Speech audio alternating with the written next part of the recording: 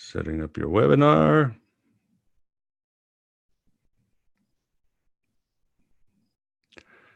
There you go.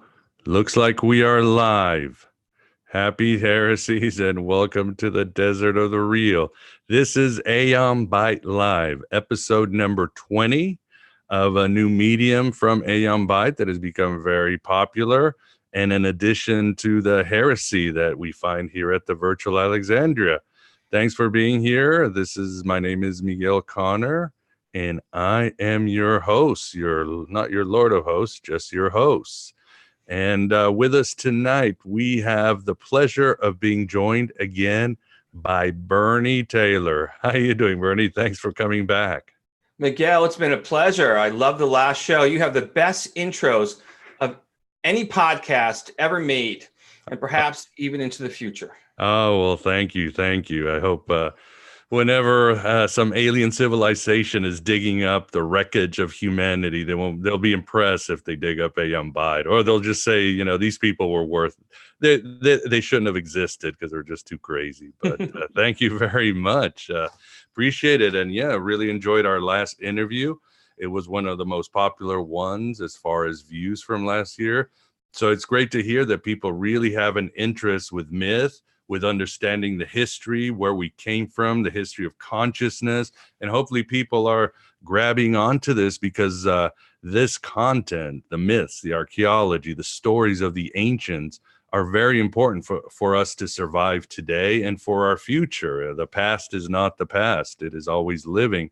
And people like you, Bernie, really give a shot in the arm to these subjects. And obviously, welcome everybody. I see people are starting to fall into the chat room. You guys know the drill.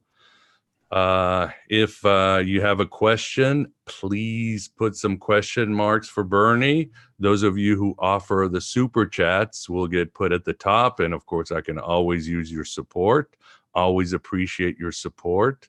The audio version will be out in a couple of days on all our channels, iTunes, Spotify, Google Podcasts, all those good places where you can get this audio version. Of course, at our archive of past shows and on Patreon. So with that said too, and if you're wondering, yes, Vance is not with us.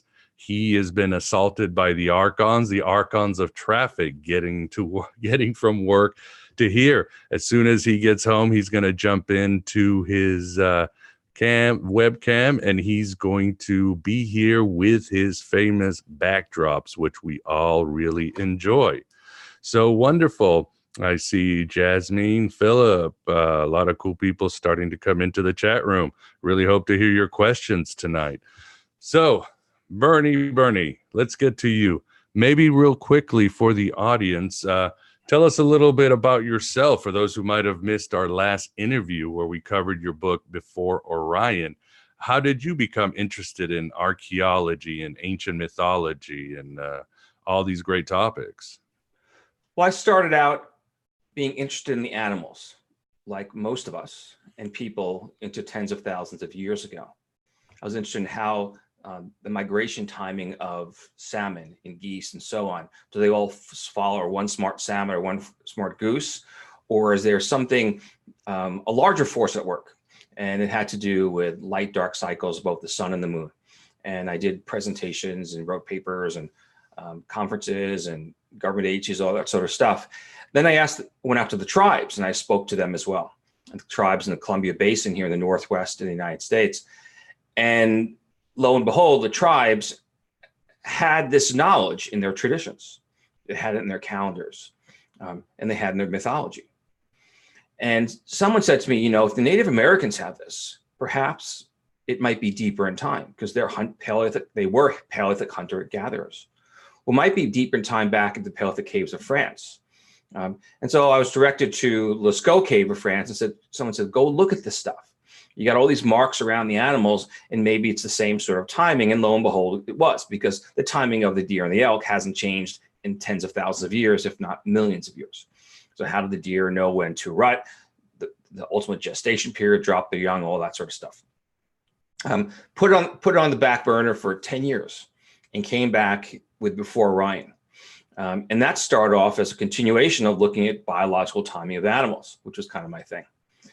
And I started seeing things that people hadn't seen before. Not that they weren't there, but people were being drawn into one direction, but the artists had something else going on. And of course, and that led to the last program we did about the mythology of the hero's journey, as immortalized by Joseph Campbell, and then the movie Star Wars and George Lucas and so on. And then I started continuing down the road. Once I realized that these stories, these myths, were based on archetypes: the hero, the villain, the damsel in distress, the old, the young, the teacher, the apprentice, and so on. I recognized that they're archetypes that have been within us for tens of thousands of years. And prior to my work, the oldest story that we had in print of sorts was the Epic of Gilgamesh, which you've spoken many times in your program. And that's about 4,500 years ago, dug up from the sands of what is now Iraq. And when psychologists, historians, and others read the story, they said, wow, Gilgamesh was just as messed up as people are today. Therefore, our psychology hasn't changed. And that was really important, because people thought that we somehow, jumped out of the trees 4,500 years ago before Gilgamesh. But we, in fact, had these same stories that we continue to tell. Well, through my work, I put it back to 34,000 years ago. So not only do we have these same stories based on the same archetypal characters, but we actually have the same characters as the Greeks used. And they, of course, they're animals, they're people, and the Paleolithic cave artists use the same constellations as the Greek used for those characters. So Cetus, the sea monster, is a seal in the Paleolithic image. Pegasus is a horse in the same. Leo is the lion, and Ursa Major is the mother bear. And we can go, well, there's 30 or so constellations in there. And so what we find is that in the Hermetic tradition, what as above, so below. And a broader relevance that if things hadn't changed among us for 34,000 years ago, and if it hadn't changed in 34,000 years ago, it probably didn't change for 30,000 years before that either, and perhaps even 200, 300,000 years before that. So mankind is kind of, we're respooling, we're recreating our own destinies, our own stories. We change the sets, we change the costumes, but the stories remain the same, because we're entrained by these archetypal characters. Which brings us today to this, probably the biggest scientific issue, political issue in the media, which is the 30-meter telescope on Mauna Kea, on the big island of Hawaii. And as we roll through this, we're going to bring up some images. And the images for the people. That, Bernie, should we talk about the meaning of the mountain in our lesson? Oh, yeah. We talked about exactly, the cavern, and Jung and Joseph Campbell. The cosmic mountain, yeah. The big mountain before we really get into something. Okay, sure. The cosmic mountain. Yeah, let's do the cosmic mountain. In the Swiss psychoanalyst Jung interviewed thousands of people, their dreams, and he drew upon others who had brought in data on the dreams. And he found that the two most common non-organic characters in dreams were the body of water, the water of transformation, and the mountain, or we could say the cosmic mountain. And any child who's going to draw a scene, or even us as an adult, if the first scene, we're going to draw a river and a mountain. It's a thing. We just can't get away from it. And I love that scene it was Close Encounters, where they're all drawing this cosmic mountain, which is what we call Devil's Tower, which the Native Americans call Bear Lodge. And that cosmic mountain, they're all dreaming about it. And of course, Spielberg, as far as didn't know this, he wasn't cognizant of all these things as far as we know. And the dream of this mountain they're going to go to, where they meet the aliens, and of course they ascend into the great beyond. And that story is not just of Spielberg's imagination and Close Encounters. If you minus the ETs, it's a story told around the world. This cosmic mountain. The Olympians held on Mount Olympus, and among the Hindu, the cosmic mountain where Shiva sits is Meru. The Tibetans believe that the gods are on top of Everest. And I live in Oregon here, and in Southern Oregon, Klamath Mountain was a place of the gods. In the Northern Oregon, here near Portland, we have Mount Adams and Mount Hood, which were once believed to be at war with each other. Okay, and you can go around the world. You have these stories of the cosmic mountains. Everybody has them. And so the question is asked, why do we have these, not just in our myths, but also in our dreams? Is it something within us that we can't escape from? That it sort of takes control of our lives? And I live in a cul-de-sac here, and every house has a key window that looks out at Mount Hood. And people climb mountains, at great, risk without any tangible reward. We pull over on the side of a highway to take our picture in front of the mountain. It's something that we just can't escape from. And of course, Jung said that it's in our collective unconscious, but that's still an unqualified, it's an idea that we can't measure, other than it exists.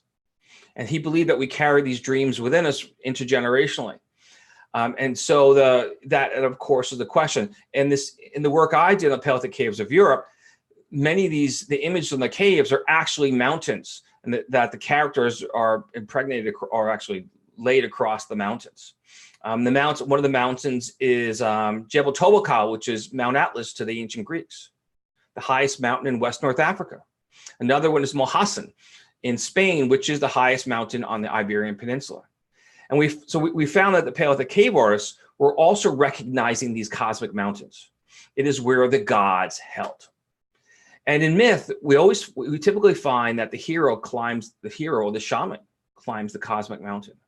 Yeah, like Moses had to climb to meet Yahweh. Yes, Mount Sinai. And Jesus was transfigured on Mount Tabor. Yeah. Hercules climbs Atlas, Jebel Tobakal, West North Africa, where he momentarily holds up the sky. It's a myth told around the world. And on the Hawaiian island of Maui, the demigod Maui actually climbs Haleakala, the mountain, and he pushes the sky up further because it was too low. That is in the Hawaiian Polynesian mythology. And the stories, vary around the world, but the high mountain is that meeting point to the sky, to the stars of the great beyond. And it's not just in the myth of people and in the spirituality and religion and so forth, but it's in the minds of astronomers too. And that's what's so important about the current conversation about the 30-meter telescope on the Big Island of Hawaii. Yeah, I want to hear that. I saw some of the video you showed me. This is fascinating. A part of me is, it's weird. I'm conflicted, but I'll get to why I'm conflicted, because there's some powerful symbols at work here, and it's hard to say. But yeah, go ahead, Bernie. So the Big Island, Hawaii, there's a mountain. If I butcher the name, I'm sorry to all Hawaiians. Moana Kai. And the mountain is actually the highest mountain, or actually the tallest mountain. It's the tallest mountain in the world. So right away, people think Everest, right? So Everest is if you go from Mauna Kea is actually starts way below sea level. So if you drop the sea level, the mountain is much deeper.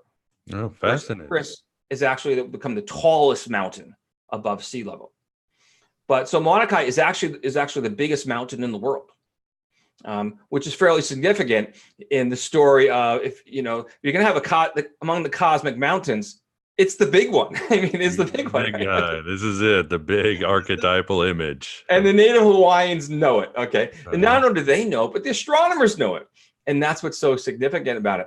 And what has happened is that there's a telescope.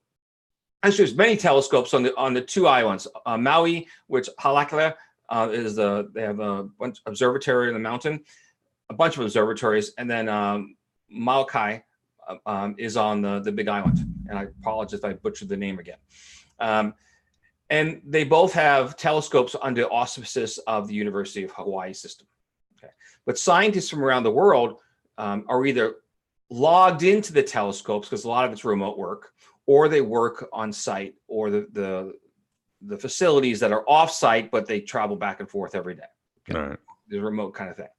And some of these telescopes are fairly important. There's the Pan-STARR telescope, which tracks killer asteroids. And I've been to the Pan-STARR war room, where they actually monitor the screens. And what they do at nighttime is they take a picture every 20 minutes and they overlap the images to see what shows up that's new. And if they see a killer asteroid, you get to sit in the seat and work the joystick with the lasers to shoot them. No, it doesn't work that way. Okay, but it does how they overlap the images. Yeah. And if you wake in the morning, you hear at NPR that some killer asteroid just passed by and no one saw it. That's not true. Okay, we get it. They saw them, and what happens if they come from the sun is hard to see in that direction, or if it's a cloudy day, they can't see them. But in fact, they see most of them, but no one wants to have a huge alert. They also have the solar outburst, the sunburst program, that looking for bursts that would fry our electric wires. Also in this University of Hawaii system. So these, not that there's frivolous astronomy, but this isn't frivolous astronomy. Okay. And there's a new telescope that the parts are already manufactured. Think of 30 meters across. It's huge.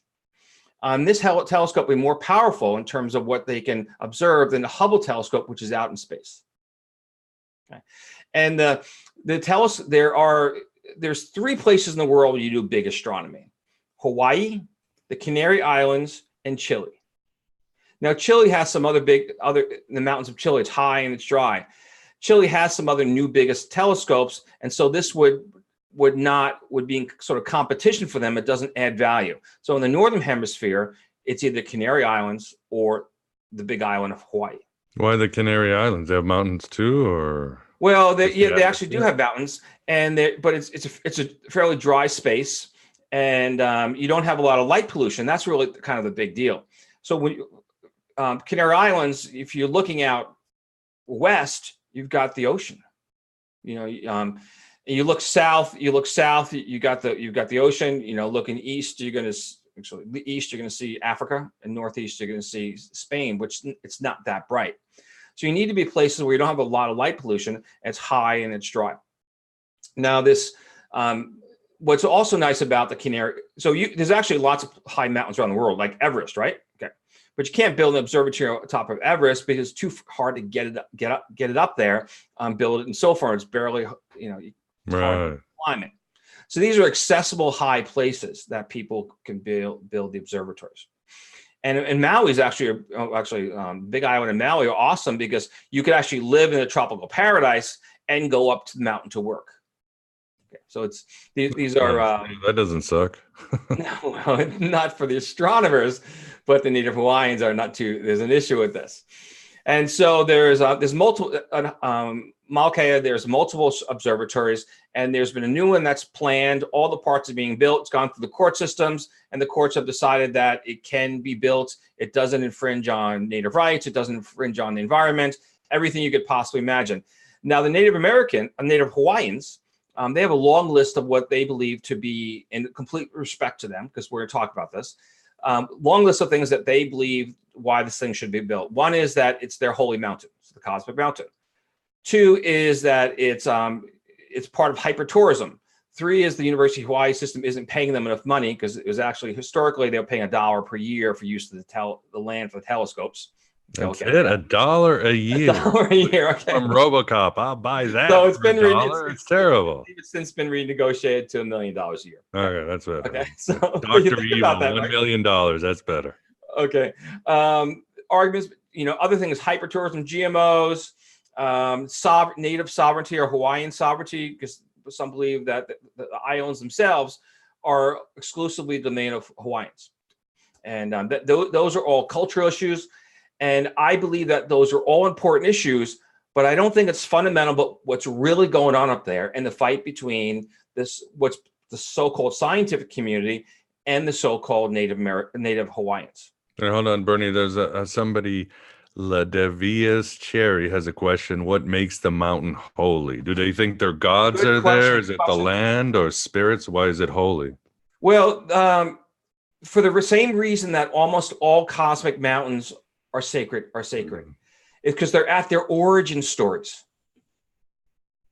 They're all near to the origin stories because it's where a man meets the sky, and how where as above so below, where the sky came down to help them. And the story of on the Big Island, that Pele, the god, she puts her staff into the top of the mountain, and she's the like fire god, and then from that the fire, the volcano erupts.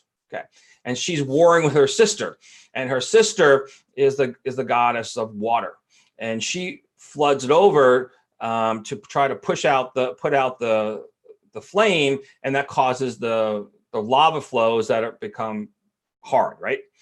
She also periodically snows on top of the mountain to also keep down this now extinct volcano. Okay. And so it's part of their whole origin story. And think about Mount Sinai, right? And it's part of the origin story of the Hebrew Jewish people, Right. and people in the greater region, including the Muslims, because they go from this same Abraham story.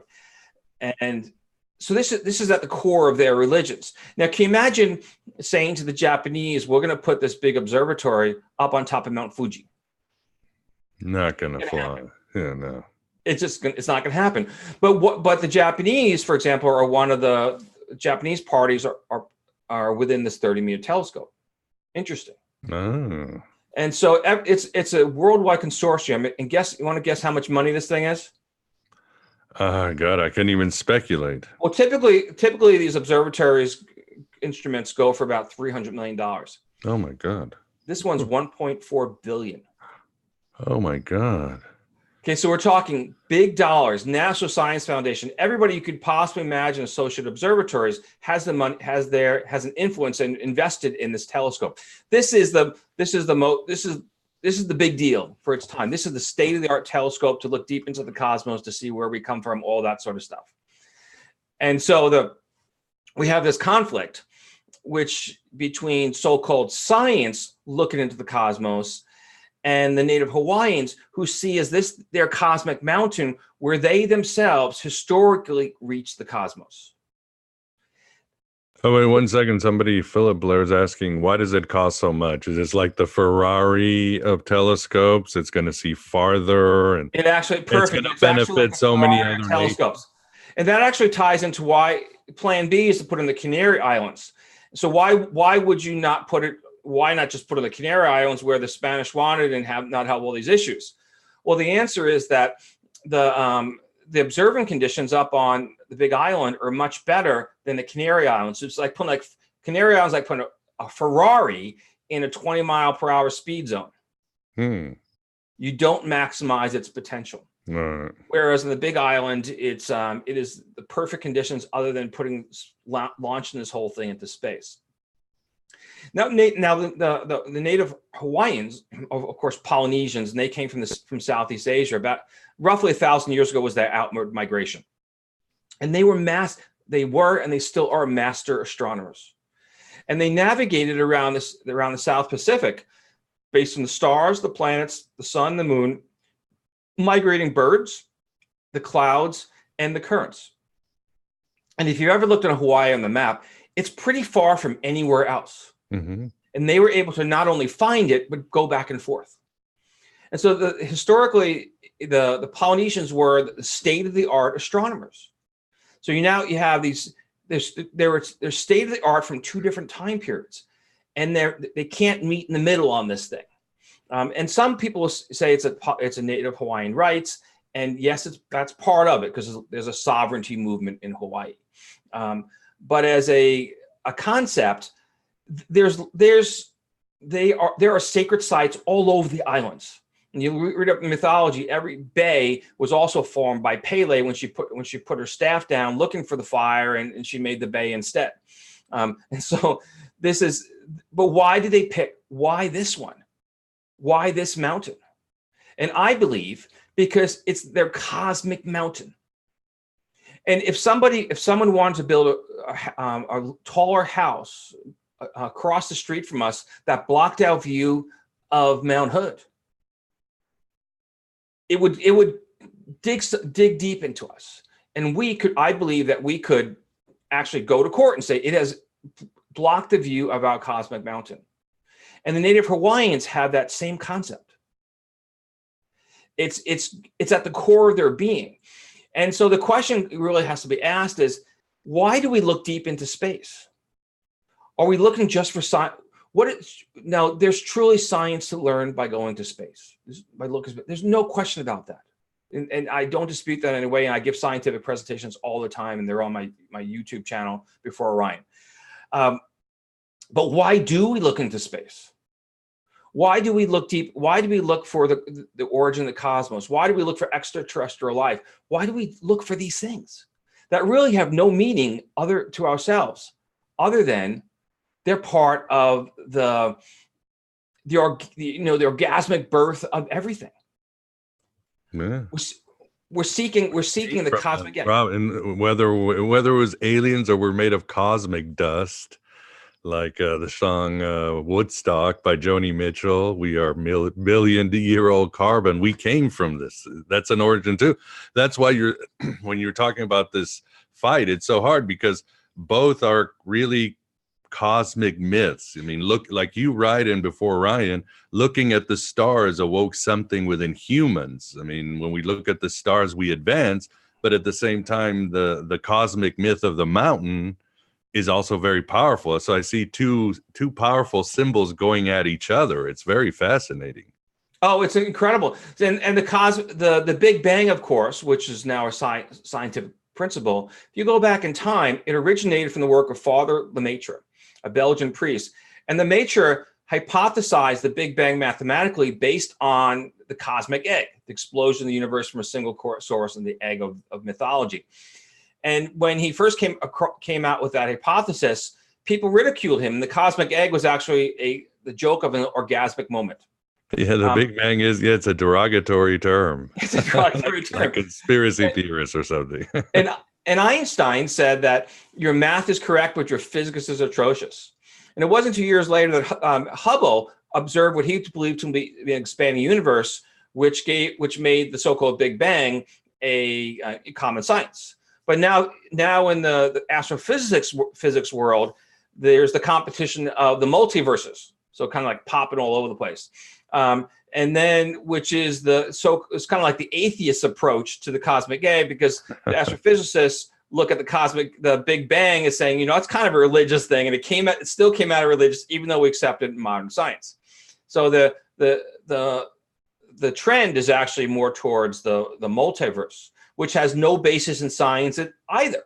I mean, actually, the Big Bang does have a basis, but the multiverse has actually no basis in science. You can't prove it because it's a different universe, right? So in our world, I could be dating your wife in the other universe, and you could be dating the love of my life. Is that cheating? But is that cheating? Okay, and so that's the multiverse, and it's just we saw this on like Star Trek and all this sort of stuff, right? That's the multiverse, and I'm not going to slam all the astrophysicists, theoretical astrophysicists, by the way, who do this, but it's and we need to look for answers, and it's wonderful. But if we go back we take that multiverse, take that cosmic egg and the Big Bang, and we go back to Hawaii, they're the same myths. We're the same myths are at the core of these. That we come from, I showed before, Orion, that we actually all come from a common source. We come from a common psychology, common mythology, tens of thousands of years ago. And it's almost, we're fighting over the interpretation of these same myths. Okay. And all the religions of the world, I say Abrahamic religions, they have the same God. And the question is, who are the prophets? Okay. And the myth, and which interpretation of the myth do we believe? Okay. And so on the Big Island of Hawaii right now, you have this major protest. You have hundreds into thousands of people who go up to the top of the mountain, and they're blocking off the entrance for the astronomers and other scientists and technicians to work in the observatories. And I'm not going to say it's right, and I'm not going to say it's wrong. Okay. So what we have is the scientists if you believe in the Big Bang, or if you believe in the multiverse, those are belief systems. Because technically you can't prove either of them. If you could prove either, if one was already, one of the other was actually proven, then why would you even look for the other one?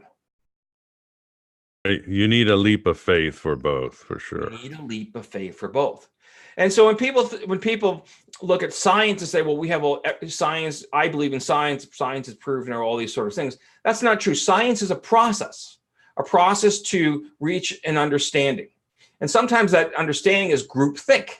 That we've all come down to, we have to write something in the science books, and so kids don't get too confused in elementary school. And so we say the Big Bang now, 10 years, it could be the multiverse or something else. So we have groupthink. So the Native Hawaiians, they're not stupid. And they realize that they have their origin myth is different from the astronomers' origin myth. And they're saying, well, you can't prove yours, and you've got all these telescopes up there you're arguing each other through the telescopes, and you're putting it on our sacred mountain, our cosmic mountain. So there's if you go through the YouTube and Google hashtag TMT, you'll find science versus religion or science versus spirituality. Is it really? Vance, you're silent over there. Yeah, welcome, Vance. Glad you got away from those traffic archons. Yeah, how might come through? Yeah, a little bit louder, my friend. Yep, this is what I got. How's that? There you go. Now we can hear you. Okay, yeah, I've been listening to the whole thing, and it's great. Good deal. Good deal. And well, Bernie, what about the cosmic egg? Let's back up a little bit.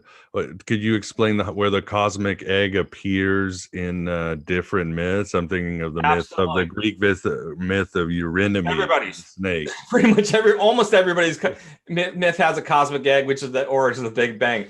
And of course, we have it in the Vedic tradition. We in the Chinese, the Chinese Pengu awakes from the cosmic egg. And with an axe, he swings it to separate the two of yin and yang. And when Pengu dies, he becomes like the mountain. He actually becomes a mountain within the trees, and hair become trees, all that sort of stuff, which is same, fundamentally petrified of a man as the story of Mount Atlas, of the Titan Atlas, who becomes the mountain of Atlas via the head of Medusa as shined on by Perseus. Among the Dogon have a cosmic egg, as do the ancient Egyptians. We actually tend not to find this cosmic egg. I haven't found it in North and South America yet, which is quite interesting. There's a separation of the myth. But we do find this Paleolithic cave image from 34,000 years ago, actually two different images that I have in my book Before Orion. And in one image, you have this character, this is actually the constellation Hercules, and he's the shaman. And he holds the cosmic egg in his right hand. Holds in the right hand, and the shape of the cosmic egg is right, and the shape is identical, or actually is the most probable egg of a bird that's right under it, which is the now extinct great auk. So the cosmic egg came from the great auk, and you figure you can have a cosmic egg, and these comes from the biggest bird you have, and theirs was the great auk. Okay, and so if you could also have as a turtle egg, and maybe in the Polynesia. So the cosmic egg myth begins as early as 34,000 years ago on the cave walls on the Iberian Peninsula. But people don't put their myths initially on cave walls. They tell them around campfires. They look up to the night sky as the constellations, and this great auk. So your book talks about El Castillo and the cave paintings. So the walls wasn't their myths; they were actually recording. This is their recording. Correct. Their stories. The myths are definitely shared in the campfire. Yeah. So well, you could look at it just like a storybook, and you can see the myths. You can see the stories, and you put together archetypal characters. But prior to the actual etching these or engraving them on the walls of these caves, one would have had them as campfire stories for thousands, if not tens of thousands of years. And these myths are really important for us. And I think that what holds together the Native Hawaiians is their myth. And what holds together the astronomers is their myth. And myths are what have kept us together for tens of thousands of years. By having common myths, we can work together as a team. We can, or we can survive together as a civilization. Bernie Sanders and the Koch brothers have a completely different myth about democracy. Mm. The Koch brothers believe it's in the numbers of dollars, and Bernie Sanders says it's in the numbers of people who vote.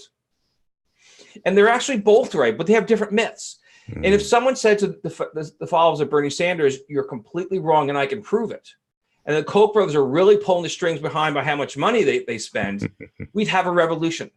But we have this myth of democracy because that's what keeps us together. And the myths of religions throughout time were so important because now I'm not a religious person, but they moved us forward as a people. In deep in the Paleolithic, we have these myths that go for tens of thousands of years. So this El Castillo image is 34,000 years ago. We can trace the same story to Lascaux to 17,000 years ago. The same cosmic egg myth, we can go into the Dogon, the ancient Egyptians, the Greeks, and so forth. And so it's these stories that keep us together. And what happened in modern times is we left creationism. We left, in the beginning, and we left the cosmic egg, and we went into the multiverse versus the Big Bang. And there's actually a bunch of other theories out there too. But anyway, those are the two big ones. And we left the myths. And what we have right now on the big island of Hawaii is competing myths. Competing myths among the astronomers who are actually competing over what they believe and what they're trying to prove. And then the Native Hawaiians who have their historical myth that go back since time immemorial. Myths that they brought forth from, Southeast Asia over 1,000 years ago. And myths that have kept them together as a people, very important, since that time. If the Native Hawaiians didn't keep their myths, they would lose their culture identity. And the same ways that Muslims and the Jews and Native Americans and every other culture. Great, yeah. It's our myths. Vance, are you about to throw a tomato at the screen? Why do I look unhappy? I'm listening intently, and I'm thinking of the Big Bang. It's just an egg without a shell, right? Somebody broke the egg. And here we are, the remnants of the egg. So, and the other thing I was thinking of is symbols. We all have a set of symbols and the story that they arrange. Well, each culture rearranges the story using their symbols, and that's what I'm bring to my mind when I'm listening to you here. And everybody thinks their story is more correct than everyone else's story, right? Exactly. I'm going to tell you a secret, Vance and McGowan. You can't tell any of your viewers. Ready? Okay. Okay. Just between us. This is when you can't. Everybody got to shut off the sound. Oh, no. Everybody got the cosmic egg story wrong. Because what the Paleolithic image does, it has the character holding the cosmic egg. Okay. And it's and there's other characters or animals around the panel that are a mid to late June time period, which is before the ox egg has hatched. What they believed is that it was annual. They're telling a story that it's about yearly renewal. It's not about an origin. And on this panel, we have all so everybody on this panel, you have all the constellations. The constellations are overlapped as if they're in the cosmic egg. Okay. But there's actually an origin to the El Castillo image. It's not the original one. And the origin to the El Castillo image isn't the cosmic egg and has nothing to do with creation. What they did was, there's another place. It's actually Mount Atlas, Jebel Tobakal. And on the face of this mountain, you have geologically formed geologically formed features. What the El Castillo artist or someone before him did is he looked at that mountain and he found the characters in it. The characters aren't there, but in his mind, he found them. In the same way you could look at a rock and you can say that looks like a horse or that looks like a reindeer, right? We do that. So the original cosmic, it's not correct, but it looks that way. So what happened is on this mountain face, you have all these rocks overlapping with each other. And if you put two together, it might look like a seal. And you put three together, it might look like a horse. And they overlap each other. It's not the cosmic egg. But when they took that to the El Castillo and other caves, they bundled it up. They put these characters overlapping each other as if it looks like the cosmic, exploded from a single source as the constellations and what we now call the Big Bang. But that's not the source. There was no cosmic. The cosmic egg is a creation of the people around the Mediterranean that had gone to the caves and sent that myth in all directions. Interesting. And that sort of makes sense. I mean, even a lot of ancient people, including the Greeks, especially the Stoics, they thought that everything was being recycled. Some thought that every day was just the same day being recycled with the same time. So the idea of an origin or an apocalypse beginning and end must have been a later innovation, right, Bernie? Without any question, it's a later innovation. And those are the myths of new religions, the beginning of the end. If you talk to Native Americans, or actually look at the mythology of Native Americans, it's time is eternal. It keeps repeat. They don't have an origin story. Before the Native Americans, before there were people, there were animals who walked on 2 feet and talked to each other. Okay, that's a Native American tradition. That's not a beginning of like a Big Bang. That's not an origin story. It says there was something before us, and then those animals came together and they said, we're going to share ourselves to the people, and the people, of course, respect the animals because of that mutual sharing. Okay. There's no Big Bang. There's no origin story. It is a greater Mediterranean region myth. And what I believe happened is that the Phoenicians and the Egyptians and the Dogon, they had their predecessors had emissaries that went to these caves, and they came back and they told them they had these constellations already in their inventory, and they said that, well, it's obviously the Big Bang. Or not the Big Bang, but the cosmic egg, because they didn't have a Big Bang. No. And that became the new myth that Father Nature actually ends up in, the Abrahamic myth among Abrahamic peoples, ends up as Father Nature picks it up, and he spawns off to be the Big Bang. So we're fighting. So we have another myth that predates all the myths that everybody has been misinterpreting. So which is the truth? Vance, what's the truth? Well, how do I know? Well, that's fair. There is no truth. That's the answer. The only truths are that, as you said earlier, we're misinterpreting earlier myths, and the myths branch like a tree, Like a game of telephone. like a game of telephone. And then we fight over the interpretation of the myths. And since the Native Hawaiians myth branched much earlier than the myth of the astronomer scientists, they're fighting over the myth. So why is it early on, the first few minutes of the program, we talked about ancient myths and why they're so important? It's actually how you open up the show. It's so important to understand the myths because we relive the myths. We have new stages, we have new costumes. But if we don't understand these myths, we end up fighting over who's telling the right version of the myth. And I'm not saying that there isn't a multiverse or there isn't a Big Bang. I'm not saying that. We don't know that. But they're both based on competing myths. The foundation are competing myths. We didn't pop these ideas out of nowhere. And the Native Hawaiians didn't pop their story Pele out of nowhere either. It was their way of explaining their cosmos, how the volcanoes came to be. And this Mauna Kea, this great cosmic mountain that is at the center of their universe. And also the biggest mountain in the world.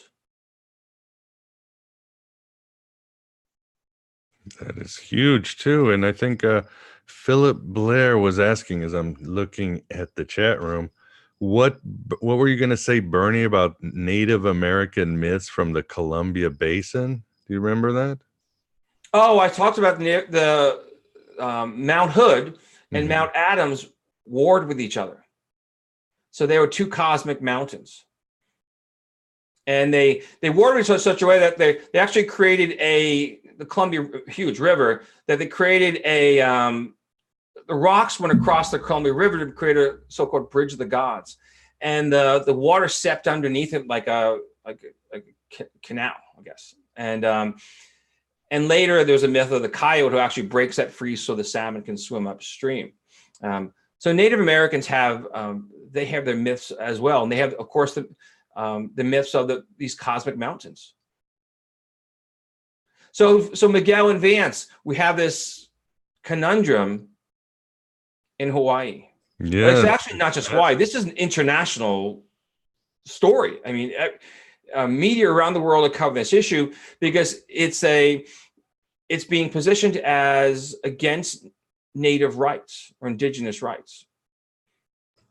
Yes, you've got the stargazers trying to crush the little people. I mean, honestly, I would probably go with the natives myself if I had to choose a side. Are you an activist for this, Bernie? Or are you just watching it like Jung or Joseph Campbell would watch? I'm looking at Jung and Joseph Campbell. I'm not on either side because I think that to be on either side is really to accept one of the many myths, right? Is it to accept the native Hawaiians myth or the multiple myths among the astronomers? And it doesn't, as I said, this is not to say that astronomy is a myth. Astronomy is a search in science. No question about that. But the foundation is based on myth. Yeah, our origins in the stars. The origins are based on myth. Because otherwise, one would have already disproved if multiverse or the Big Bang were truths, a singular, then one would cancel out the other. I mean, like you say, in 200 years, we might be discussing something other than the Big Bang or the multiverse. The myths, that leap of faith is going to change, and the science will sort of support it and go around it. So it's interesting to see how these things shift and all that. I mean, even flat Earth has become popular again in the last 5 to 10 years. That's another myth that has come alive again. So Vance, how do we solve the problem on Hawaii? Well, I don't Chicken know. or the egg, Vance? There's always someone that's going to protest. You know, when someone wants to build, there's a big fight between progress and regress, I think. And scientific progress is thought by many people to be deleterious to humans. Because it pollutes and it ruins the land and so forth. And, you know, I think the native Hawaiians probably have that in the back of their mind. I don't think we can solve it as long as there are people fighting against, you know, the quote unquote progress of civilization. And you know what, though? We're going to get back to the pin that one, progress of civilization, but go on. Okay. Yeah, I know. That's a good topic of discussion. I was going to say there's you were mentioning Pele before, and I'm kind of close to another native story. Out here in California, we have a space, Air Force base called Vandenberg Air Force Base. And when they were going, the shuttle program was going, they built a big launch pad called Slick 6, and it was built on top of an Indian burial ground. Have you heard about that? No. And they had so many problems building it and so forth. They brought in the local Native Americans, the Chumash, and they did ceremonies and so forth. And actually, the Air Force people brought in the native, Chumash Indians to do ceremonies to try to mitigate the problems that were on the base and probably mitigate all the people that are angry about the fact that they were building on an Indian burial ground, right? But that's those were really experiences. People really thought that there was something to this. Now, going to Pele, I remember when I was on the Big Island, they really made me think the stories of Pele were real. I mean, the people, I was staying there in a seminar, and they were really talking up Madame Pele, and sometimes she appears as a wonderfully beautiful woman dressed in red. And there was a particular road on the way to, I think it was on the way to Mauna Kea. I'm not sure which road it was, or maybe Kilauea. Maybe it was Kilauea. So many years ago now, but they really thought that they had me convinced that people see Madame Pele, or she could be an old witch. And that's another story, isn't it? The myth of the old hag, or the, you know, the dangerously beautiful woman. So that kind of lends a little bit more traction to some of the myths. You know, they're not just stories. If people can get them worked, and people actually claim to see these characters. What do you think of that? Will explain their causes. Well, I'm going to tell you about a myth story. Earlier on, Miguel asked me how I got into this whole thing. Now, I said that I was interested in animal migration, animal timing, Right. and one of the animals was the salmon. And I'd worked out that working with Fish and Wildlife agencies in Oregon, Washington, using their data in collaboration, we worked out how the salmon time themselves. They don't just follow one smart salmon. And the salmon are early, later from one year to the next from our calendar. And how it works is so simple. Is that salmon migrate during the dark nights, and they slow down during the light nights. So the dark nights around the new moon, slow down around the full moon nights. And they generally slow down during the day. Just the opposite of us. We go to sleep at night and we're awake during the day. It has to do with melatonin, endocrine system, and the pineal body. And so during the dark of the moon, the salmon migrate.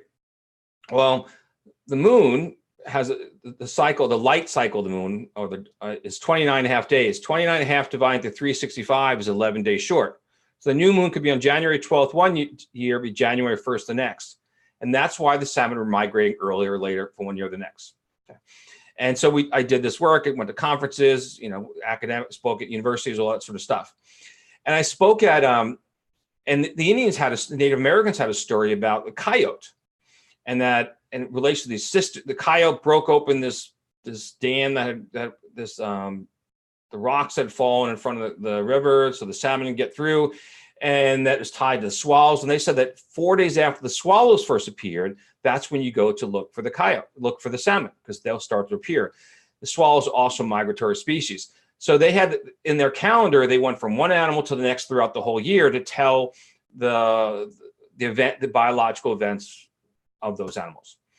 So I gave a presentation to the Northwest Power Council. And these are, you know, power managers. They deal with, tens of $1 million per day on the dams, selling the electricity around the Northwest and into California.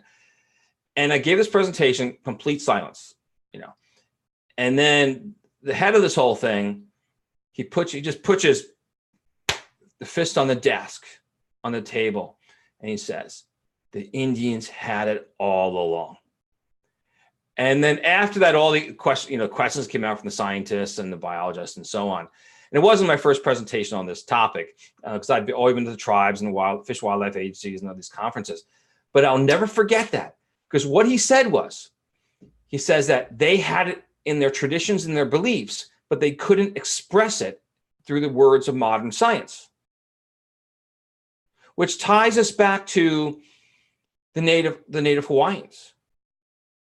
They've had it all along in the same myths that we came from, and the same myths of the astronomers that go deep back in time. They've had it all along.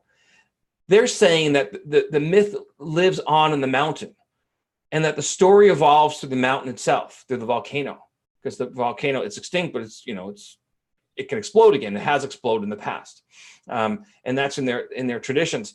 And so they believe that it's a living story, and the mountain itself is alive. And if you kill the mountain, if you cover the mountain, you cover the myth and you cover their story. And that's really not much different than the quest of the astronomers. And this 30-meter telescope, hashtag TMT, which that's what it's called. And we're all seeking this. Everybody's seeking the same answers, but to Native Hawaiians, they're kind of resolved in what they have.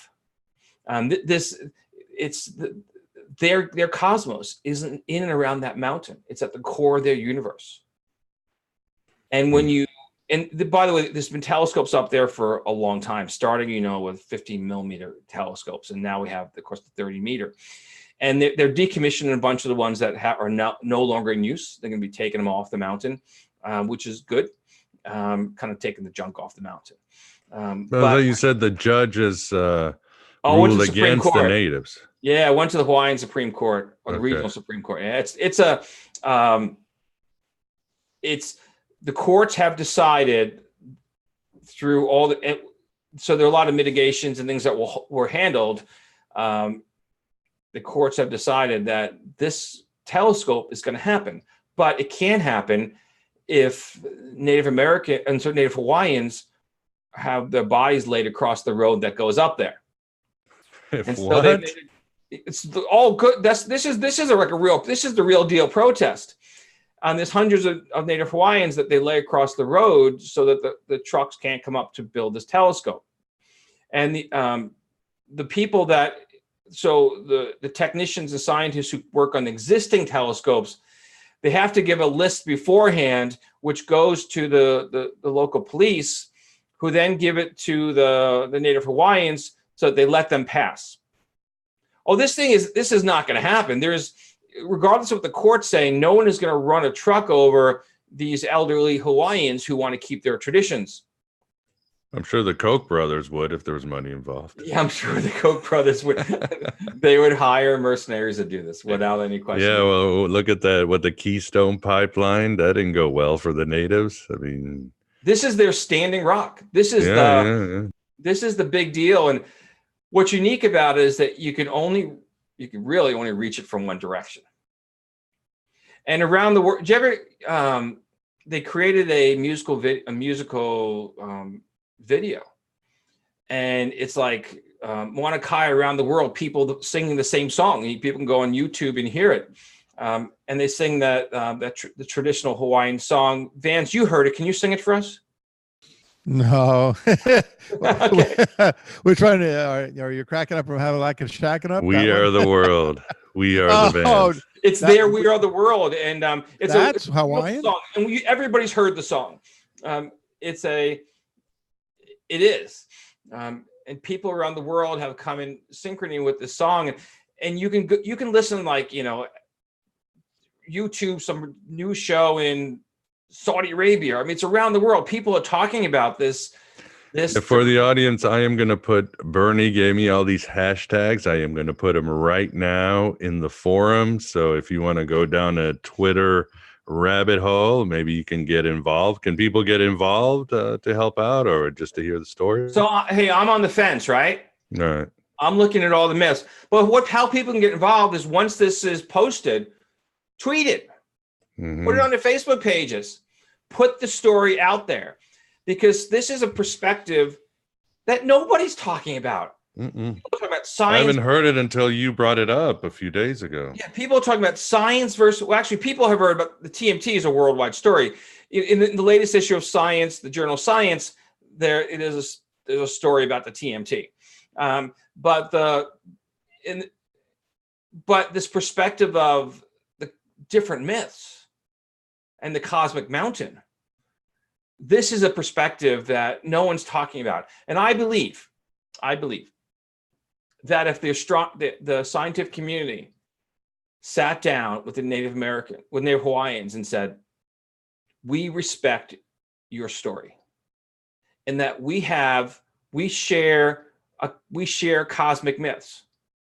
We see the outcome of them a little differently, and the characters, the archetypal characters that play within them, are different, but we too have cosmic myths. But of course, then if a big banger says that, then the multiverse is going to say, hey, they said they're wrong, right? All right. And so it becomes, of course, it'll be this ego thing. But I truly believe that the answer to this is to say, we respect your myths and your origin stories, and that this cosmic mountain myth is at the core of people around the world. Everybody's got this cosmic mountain myth, and we respect that this is your cosmic mountain myth. And we want to reach deeper into our myths to better understand them. And we want to explore the cosmos. And that's why we need this telescope. And we hope that you can join with us to help us to explore our cosmic mountain and our cosmic egg myth, right? Fundamentally the myth. And so how many scientists at the National Science Foundation are going to agree to say that? Probably very few. I don't think people still think myths are lies in our secular world. They don't get the deeper meaning, how essential it is, like you said, to keep our culture together. And as we're destroying our myths, cultures are falling apart, and we lose meaning for life and to the ability to grow and to take inner journeys and all that. So I agree with you 100%. And Vance, does anybody have a question out there in the group? I haven't seen any. Have they divided themselves in the eggs and the mountains to fight? You got to take a stance. You have to you're with us or against us. Yeah.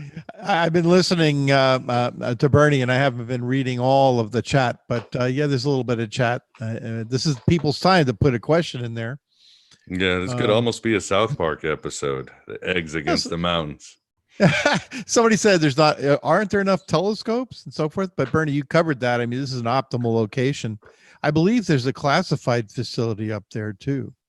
Okay, so there's class. It's, for example, we talked about the killer asteroids with this Pan-STAR program. It's classified that there's a killer asteroid that's about to pass within a few miles of, between us and the moon. That's highly classified until tomorrow when they say we didn't see them. We missed it. So that's classified data. Okay. But that does become public, but the facilities themselves are not, none of these are classified. I believe, but there's a need to know basis until information is released. There's skiffs up there. I know somebody I went to school used to work up there. I think he's retired now, but there's there are classified areas up there associated with the Earth observations. The observatories. Well, we talked about the solar burst program. If there is a solar outburst that's going to affect our planet, is going to fry our telephone lines, the data's first information is going to go to shut down the satellites. Okay, it's not going to go to Wall Street for the markets. Okay, and so there's a lot of these observatories are like the front line of the cosmos, and it's not the sacred versus the science. We're all on the same team. And I think that's the mistake. And I believe that the Native Hawaiians should come forward and say, hey, we're astronomers too. Because of astronomy, we exist here on this island. And that we historically were the best astronomers in the world. Yes, they were. They traveled the oceans for centuries. And Bernie, do you want to show some images from your slide? Anything well, relevant Vance has been popping them in his back. But yeah, I know it's hard to beat Vance and his backdrops, but yeah, we do what we can. Okay, can you see it? No, not yet. It worked the first time you did it. Okay, we're going to do this a little differently. I think you hit the little share button in the middle. And then we're going to pull up some. There you go, Bernie Taylor. And we've got a mountain. The mountain, the cosmic mountain. And you can see the observatories on top. And that's in Hawaii? This is the big island. Okay. Okay. And then here's some snow on top. Wow. The sister of Pele who puts the snow on top in fighting her sister Pele from releasing the fire in their myth. So they're like a different version of Remus and Romulus, always fighting. Yes, sisters fighting. Yeah. And then we have some observatories. I can't tell you which either of these observatories do. And this is the model for the 30-meter telescope. It hasn't been constructed yet. All the parts are made, I believe. And who's building it? Who's in Everybody. charge? What evil cabal is behind it? Well, I'm just everybody's. kidding. So how The these? Illuminati. Okay, so how it works? You're going to build let's say even the $300 million telescopes. You need a lot of You need a lot of scientific partners because no one has them. People have 10 million, they have 20 million, 30, right? And so you bring in like 30 or 40 people or organizations around the world to build these, and in exchange, they get a piece of the telescope. They get time. So universities would be one, think tanks, and so forth. Okay. And so the Canadians, the Americans, the Japanese, I mean, many countries, their science groups are behind this, so they will get time on the telescope. And here's an artist rendition of it. It's kind of cool. Ooh, there's a beam, right? Yeah. I'm not exactly sure how it works, but if it actually works as a beam like this, but that's the. What kind of beam is that? Laser beam? I don't know. I don't know. So here we have the front line of attack. Yeah, you can't run over those poor old ladies and that little nice old man. Yeah. It can happen. And they're not going anywhere. Really, they're just standing their ground day after day, day after day. In rain or shine, they're up there. Wow, they're serious. Yeah. Now think about if this was like Chicago, it would die in December, January because it's cold. Right. But Hawaii has endless seasons, and this is mostly above the rain, which is why they have the observatories up there. So it's cold. It's cold. But it's consistent from day to day, so you can prepare for it. Okay. Yeah, in Chicago, you also have the cops with their batons just beating the crap out of people eventually. So this is a meeting between one of the elders, and he's the actor who was an Aquaman. Oh, the last one? Yeah, okay. That's him. He's native Hawaiian. Oh, okay, awesome. And then there's Jesus over there. Yeah. That's what I thought it was. And then we have, there's been counter protests by the other people in the community. So 2 out of 3 native Hawaiians are in favor of the telescope. Okay. Oh, that many. 2 out of 3, a majority. Wow. Yeah, and that's native Super Hawaiian. majority. Native Hawaiian. Okay. Now, of people who are residents of the island, it's almost 80% in favor. Wow. Okay, so it's a small minority, but a small minority doesn't make it right? Especially on this fundamental, like a religious issue. All right. And then I have a video on YouTube, the Cosmic Mountains, pretty cool. It discusses some of the cosmic mountains around the world. Well, Bernie, what do they say the harm is? I mean, okay, you put another smaller, there's other observatories up there already. They put that there. What's going to happen, in their view of the world? What are the gods? Are they going to leave? Are they going to get angry and rain lava upon people? What is it that they're saying is the risk? Or is just the eyesore nature? The native Hawaiians, so I don't know all the issues. I haven't heard all the voices, but I don't believe they see. It's about decimating their culture. So Native Americans, we have the Remains Repatriation Act, whereas if you find Native American bones, actually you find bones anywhere, it gets evaluated by archaeologists. Okay. First by the police, then by archaeologists. And then if they find that they're not, Irish, right? They send them back, they're repatriated to the Native Americans. And that's law. And so that otherwise, if you put them on your shelf, the Native Americans will see as desecrating them. Same concept with this cosmic mountain. It's that when you have the telescopes on top of it, you're desecrating the mountain.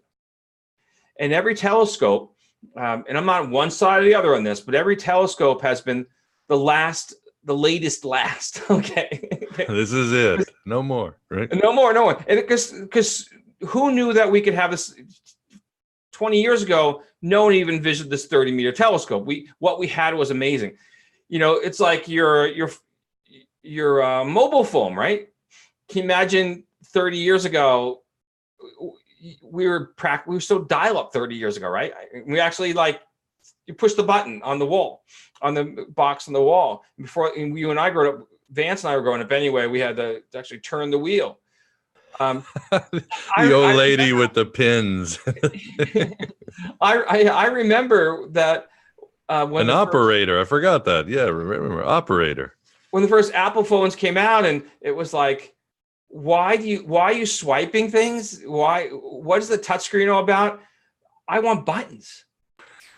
And so you think about this. So from the perspective of the telescopes, people are promising this is the latest and the greatest best because we have nothing beyond this that we can even think of. But in fact, the Native Hawaiians have been hearing that one for a long time. They just come out with a new model telescope. A bigger 2.0, 3.0. It'll be bigger and better. Yeah. Look farther into they took old space. ones away, right? They took old telescopes away. So, okay, take this one away and we'll put the TMT on that site. Well, would they I think it's part of the deal, not the ins and outs, but to even have that, to negotiate any access, they had to get rid of the other telescopes. I see. Yeah, so I think that was part of the deal. Now, here's in fairness to the astronomical community, they do a lot of STEM research on the islands. I gave a presentation as part of one of those programs. A lot of outreach and teaching in the schools, and it's if you're into science, you want to go live in Maui or the main island because that's where this it's focused, and your kids are gonna be right in the mix. It's a phenomenal place to be. So in complete fairness to the astronomical scientific community, they put a lot of resources there for all Hawaiians. And I was very proud to give a presentation, one of those a few months ago. It's on my webpage for Orion.com. It's titled, "Are We Alone in the Cosmos? Biological Time and the Drake Equation." And I basically throw ETs under the bus. That's the no ETs. And but it's a phenomenal program. So, but how do you resolve this bigger issue? And the answer is you got to sit at the table and you have to acknowledge. Everybody has to acknowledge that what they believe comes from a myth inside of us, an archetypal myth that we're all seeking to explain who we are and where we come from. And that's not how scientists see it, but that is how a Native Hawaiian see it. And right now they're holding the cards. It doesn't matter what the courts say. They control the roads, and no one's going to throw them in jail. Because if you did, you'd never be elected again. Really? So that's it. You never, yeah. Can you imagine, handcuffing those old ladies and hauling them off to jail? They'd be replaced by 10. Their grandchildren would take their place for generations. Yeah, that would be bad. And what about one of the few politicians in this universe that I respect, Tulsi Gabbard? Has she given any sort of stance on it, as far as you can tell? Don't know. But a lot of politicians have been silent on this because where do you stand, right? Most people don't know what the outcome is. But Hollywood actors and musicians have strongly come out. They have like they're planning a concert or something. This is the other world of our day. And it's before, unrelated to having been, in the community, I'm seeing this across the scientific literature. I'm seeing this in the major, as letters in the major journals. And it's on the news, and it pops up my screen on YouTube here and there. This is the issue of our day, and is it native rights versus science? That's how it's being positioned. And of course, if you're going to build a telescope on the top of Mount Sinai, I don't think it would happen regardless of anything. No, it wouldn't float very well for about 3 religions that we can think of would get perhaps. Yeah, that ark isn't going to float, right? By the way, Tulsi Gabbard says she's not against the TMT. I just did a brief check, and she is pointing out in the gentle political way that there have been broken promises, and people have promised to take the facilities down, but maybe haven't. We have to respect the natives, and let's see what I'll say.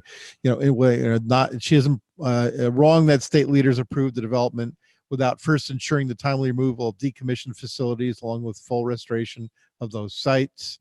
History of broken promises, et cetera, et cetera.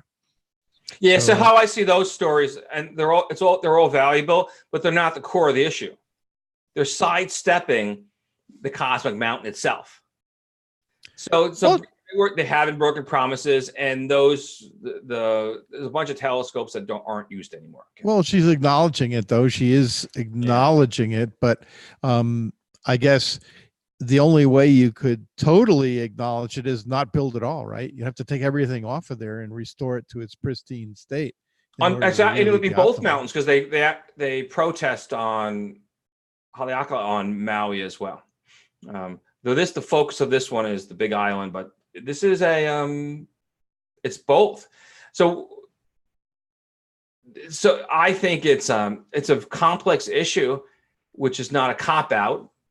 But I truly believe that both sides need to sit at the table and talk about, instead of science versus native rights or science versus religion or with spirituality, I think both sides have to sit down at the table and say, we're both trying to fulfill our cosmic myths. And can you help us to achieve, each side say to the other, can you help us to meet ours? I don't think the Native Hawaiians are interested in that, really. I don't think they're sympathetic to the scientific viewpoint at all. I think they'll ever give. You've got to move it away. I think it has to be moved away from the scientific viewpoint, and that the scientific community involved with the projects need to step aside and say, we're not talking science here, because science is never going to win this thing, right? They have to step away and say, we want to fulfill our cosmic stories, our myths. We want to better understand them. But they don't. That's the problem. That's the quest. That is ultimately the quest of all these big telescopes, is to better understand the cosmic stories, the cosmic myths of the many that there are. And I believe that I'm not in any way speaking for the Native Hawaiians, but I believe that there would be more progress by saying we're all spiritual. We're all in a spiritual quest. And not that it's spiritual of that there's gods and ghosts and all that sort of stuff, but these spiritual archetypes, this being that is at the core of our essence, that we can't escape from. And that wherever we go, we've got a cosmic mountain. And wherever we go, we have an origin story. And whether that is expressed through the language of physics or expressed through the language of myth, it all is derived from the same place. Very true. For some reason, I was thinking of Lord of the Rings, Mordor. That's the great volcano where Frodo has to melt the ring, of course, the ring that traps everybody. So it even appears in stories across time. But again, the stars is also very powerful. So you don't think you mentioned about aliens? Not a fan of extraterrestrials there, Bernie? Don't see any evidence, or where do you stand on this? On a scale of 0 to 10, with 10 being, this is really a good chance we should think about it, and 0, this is complete bunk. I'm a solid 0. Solid 0. All right, solid cool. 0, yeah. And what do you think about the military admitting about UFOs and all that? Do you think that's... Yeah, well, the military... So there's... Well, the military or the government wouldn't lie to us, Bernie. You just know that. They never lie to us. They never lied to the Native Americans. They never lied. Yeah. So there are UFOs, the unidentified flying objects, the things that people see that they don't know what they are. And we have all these wacky things going on in the sky. I believe a lot of them could be drones, because all kinds of maneuvers that a drone could do that a plane, a human, occupied plane couldn't do. And there probably been drones going on long before we knew about it. And yeah, they're always a lot more advanced, and then they wait 20 to 40 years to let us know, hey, look. yeah, so I'm not in the presentation I gave in Maui a few months ago was on looking at from a biological perspective, looking at the evidence on this earth of what we know about what we believe we know about ourselves, and if we projecting that out to the cosmos, could it happen again? And the unique biological and astrobiology, which suggests it's pretty darn likely, regardless, life as we know it, intelligent life as we know it. So we're, the intelligence of dolphins and elephants, I'm good with. I have no issue with that at all. And so that maybe there's some other kind of intelligence we couldn't imagine. But we, anyway, before Orion.com, I've got it. Are we alone in the cosmos? And people can explore that one. Yeah, I mean, obviously, aliens, angels, all that. I mean, even Carl Jung wrote about UFOs. It could be we're projecting our unconscious or our collective conscious into a canvas. That's that otherness. Again, angels, UFOs. So I see that as definitely a possibility. But again, we could speculate all day if we wanted to. Yeah. And for the audience, for those who will get the audio version, for patrons and members of now I call it Aeon by Prime, the former archives, I will add Bernie's interview on Before Orion, the audio version, which I think you'll enjoy.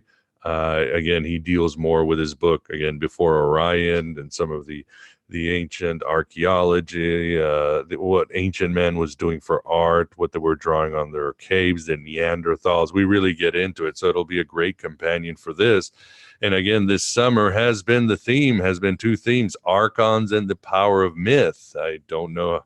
Well, I think it was meant to happen, and I think the summer has been very rewarding. I've really enjoyed the guests, the themes, and the feedback has been great, and your company is great. So as we wind down, Vance, any last questions from the audience, or do you have a last question for Bernie? Well, let's see. I don't see any questions, and then I'm scrolling up a little bit. Forgive me, everybody, if I'm missing them. But Bernie, here's I'm going to give you a really hard question here to end up with. If there's no aliens, then why would we believe there are any Hawaiian gods or kahunas or anything else like that to make the whole story of the mountain at all real?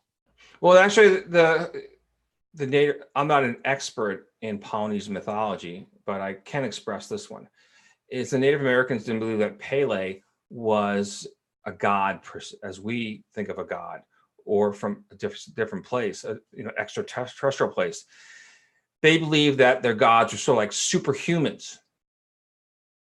And they weren't demigods either, like Hercules is, the son of Zeus. And so it's not a question of ET, or they're just superhumans. Material, you mean? Material humans, yeah. Flesh and blood and so forth? Yes.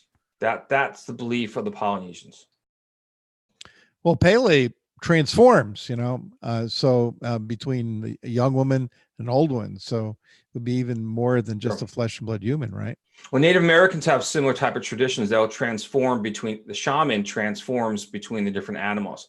The Polynesians and Native Americans, they're animists at their core, that they believe the mountains are alive and that the wind is a voice, and that animals can be found in the clouds, just as we might see them, or believe we see them. So it's an animist view of the world that doesn't require extraterrestrials, and people can travel between the sky and the terrestrial worlds through the animals themselves. And Pele is sort of like a superhuman versus it would be godlike by our standard, but they wouldn't use the word God.